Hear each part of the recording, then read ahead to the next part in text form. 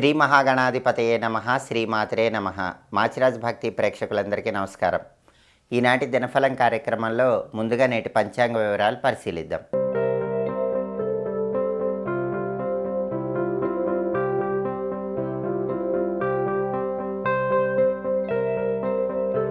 జనవరి 21 మంగళవారం దినఫలాన్ని పరిశీలిస్తే సప్తమి తిథి మధ్యాహ్నం 12 గంటల 40 నిమిషాల వరకు ఉంది. ఆ తర్వాత అష్టమి తిథి వచ్చింది.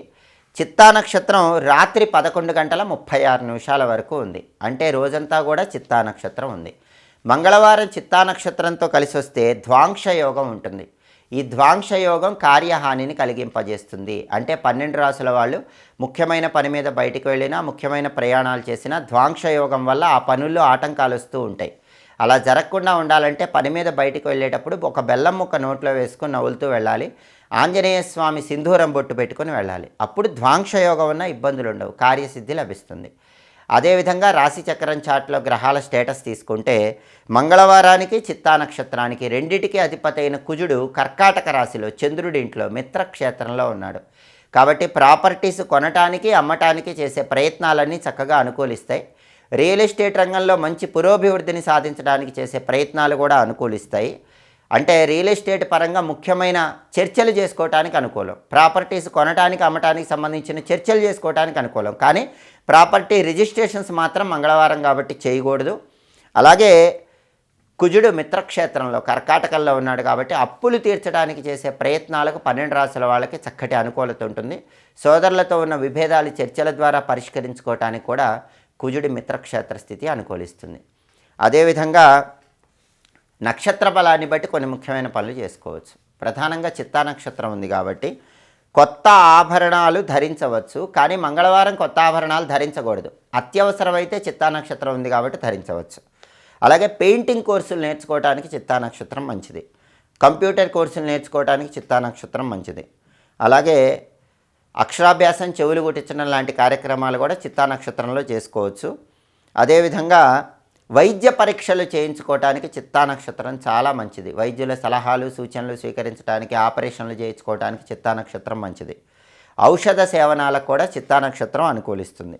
కాబట్టి నక్షత్ర బలాన్ని బట్టి ఈ ముఖ్యమైన పనులన్నీ చేసుకోవచ్చు. అలాగే ఈనాటి దినఫలం కార్యక్రమంలో 12 రాశుల వాళ్ళ రాశి ఫలితాలు ఎలా ఉన్నాయో ఇప్పుడు మనం పరిశీలిద్దాం. ముందుగా మేషరాశి. మేషరాశి వాళ్ళకి ఈరోజు ప్రధానంగా దాయాదులతో ఉన్నటువంటి విభేదాభిప్రాయాలన్నీ తొలగిపోతాయి. దాయాదుల వల్ల చక్కటి అనుకూలత ఏర్పడుతుంది.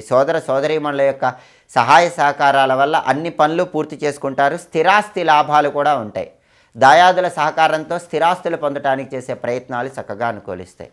తదుపరి వృషభ రాశి. వృషభ రాశి వాళ్ళకి ఈరోజు చాలా కాలంగా కోర్టులో ఉన్నటువంటి కేసులకు ఉపశమనం లభిస్తుంది. కోర్టు వ్యవహారాల్లో విజయం లభిస్తుంది. శత్రువులను సైతం మిత్రులుగా మార్చుకోవడానికి చేసే ప్రయత్నాలు చక్కగా అనుకూలిస్తాయి. తదుపరి మిథున రాశి. మిథున రాశి వాళ్ళకి ఈరోజు మోకాళ్ళ నొప్పులు, కీళ్ళ నొప్పులు ఇలాంటి అనారోగ్య సమస్యలు ఏర్పడే సూచనలు ఉన్నాయి. కాబట్టి ఈ విషయంలో ఆరోగ్యపరంగా జాగ్రత్తలు తీసుకోవాలి. అకాల భోజనం ఉంటుంది. అలా చేయకుండా వేళకు ఆహారాన్ని స్వీకరించడం, సరైన సమయానికి నిద్రించడం అవసరం. తదుపరి కర్కాటక రాశి. కర్కాటక రాశి వాళ్ళకి ఈరోజు కుటుంబ కలహాలు ఏర్పడే సూచనలు ఎక్కువగా ఉన్నాయి. కుటుంబంలో విభేదాభిప్రాయాలు కలిగే అవకాశాలు ఉన్నాయి. కాబట్టి కుటుంబ సభ్యులతో మాట్లాడేటప్పుడు జాగ్రత్తగా ఆలోచించి మాట్లాడాలి. కొన్ని వ్యవహారాల్లో మనోవిచారం ఉంటుంది. దాన్ని అధిగమించే ప్రయత్నం చేయటం మంచిది. తదుపరి సింహరాశి.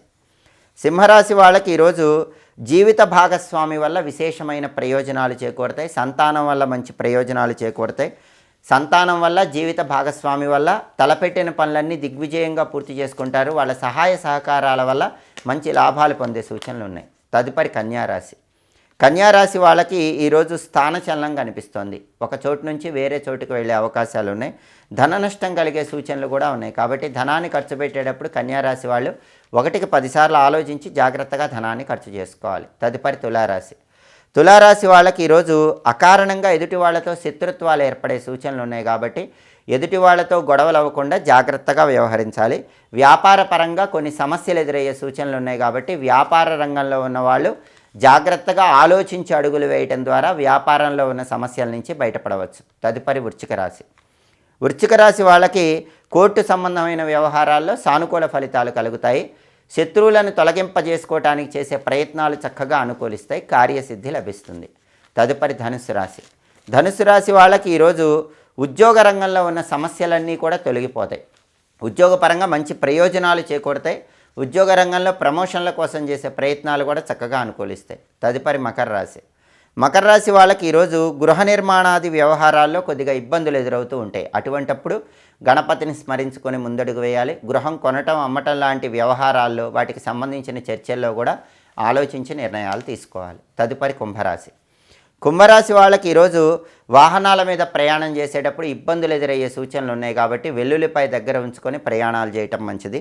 అలాగే ధనపరమైన వ్యవహారాల్లో కూడా అప్రమత్తంగా ఉండాలి. చోర భయం కనిపిస్తోంది కాబట్టి కుంభరాశి వాళ్ళు విలువైన వస్తువులు, విలువైన ఆభరణాల భద్రత పట్ల తగినంత అప్రమత్తంగా వ్యవహరించాలి. తదుపరి మీనరాశి. మీనరాశి వాళ్ళు ఈరోజు ప్రధానంగా ఏ పని ప్రారంభించినా సరే అన్ని రకాలుగా అనుకూల ఫలితాలే కనిపిస్తున్నాయి. వ్యతిరేక ఫలితాలన్నీ తొలగిపోతాయి. కార్యసిద్ధి లభిస్తుంది.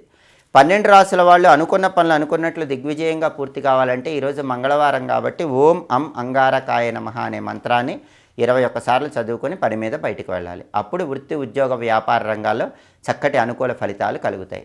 అదేవిధంగా మంగళవారం కాబట్టి ఉదయం 6 నుంచి 7 మధ్యలో, మధ్యాహ్నం 1 నుంచి 2 మధ్యలో, రాత్రి 8 నుంచి 9 మధ్యలో కుజహోర ఉంటుంది. ఈ కుజహోర ఉన్న సమయంలో అడ్వెంచరస్ పనులు, సాహసోపేతమైనటువంటి కార్యక్రమాలు చేయడానికి అనుకూలం. అలాగే gas stove, fridge, mixie, grinder ఇలాంటి వాటిని మొదటిసారి ఉపయోగించడానికి కూడా కుజహోర అనుకూలిస్తుంది.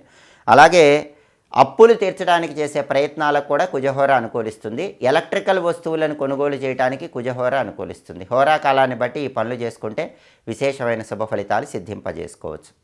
ఇవి ఈనాటి దినఫలం కార్యక్రమంలో ముఖ్యమైన అంశాలు. మళ్ళీ తదుపరి దినఫలం కార్యక్రమంలో తిరిగి కలుసుకుందాం. మా వీడియోస్ మీకు నచ్చినట్లయితే మా ఛానల్ని లైక్ చేయండి, కామెంట్ చేయండి. మా ఛానల్ వీడియోస్ 10 మంది మిత్రులకు షేర్ చేయండి. మా ఛానల్ని సబ్స్క్రైబ్ చేసుకోండి. పక్కన ఉన్న బెల్ సింబల్ నొక్కటం మాత్రం మర్చిపోకండి. సర్వే జనాః సుఖినో భవంతు. స్వస్తి.